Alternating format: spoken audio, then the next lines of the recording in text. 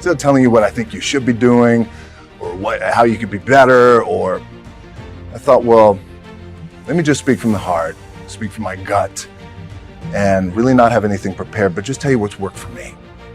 And maybe some of the stuff that's worked for me might work for you now, currently, presently, as you guys have your goals and ambitions, but then further on down the line, as you guys continue to live your life.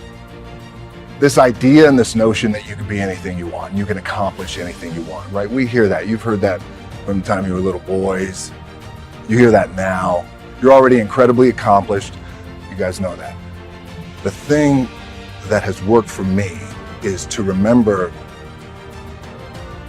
the hard times. So, and I'm sure you guys all have your processes. And again, I'm going to tell you what worked for me.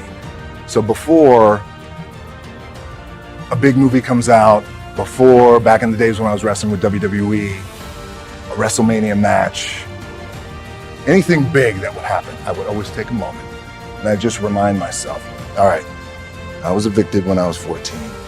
We were kicked off the island. We couldn't live in Hawaii. Had no place to live. A lot of shit happened. Then when I moved to Nashville, I was arrested multiple times by the time I was 16 years old. I would remember that, and it allows me then to be present in the moment and understand, oh, this stuff I have around me right now. This is the shit that I dreamed of when I was a kid. I am here. I played for University of Miami, played for great teams. Warren Sapp, Ray Lewis, they were my teammates. They were balling. Warren Sapp was playing tight end at that time. I was starting defensive tackle.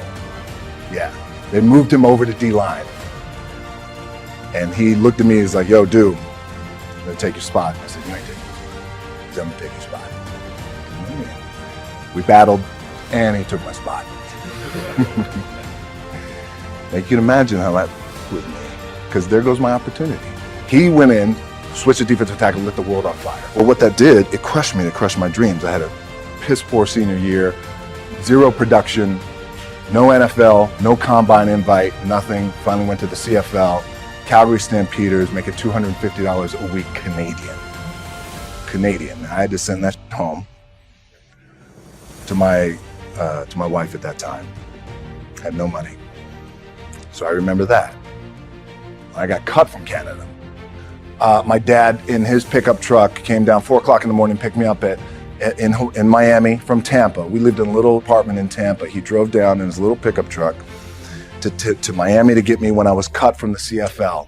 And I thought, well, I leave home like you guys left home. I'm ready to tackle the world, to get after it, achieve my dreams and goals. Crushed by 22, 23 years old. Now I got to move back in with my mom and dad.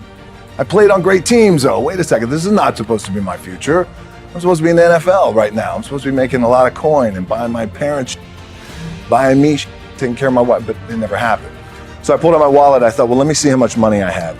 I opened it up. I had a 5, a 1, and change. Well, at least I rounded up to $7. But I thought, God, ain't this a bitch? I got $7 in my pocket. Where the do I go now? What do I do? I can't go back to CFL. The point comes where you hear that voice, big run's open. Like, you're done, right? So I heard that voice. So as Coach was saying, man, I hold on to that. I'm telling you, my back is up against this mother. We laugh, we joke, we have a good time, but my back is still up against this motherfucker. I do not forget it. What this also helps me do, and again, it works for me, is at some point, you gotta be tired of not being number one.